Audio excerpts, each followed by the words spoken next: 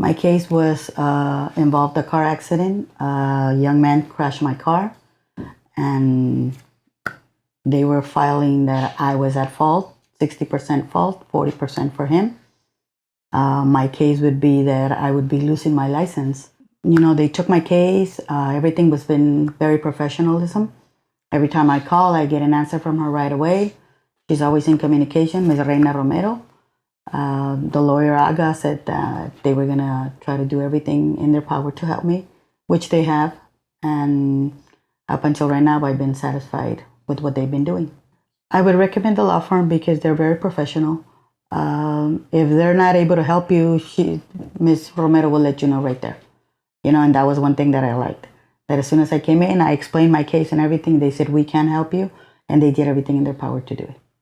They handled the ticket. They handled everything that they was going to be done. And I'm still driving.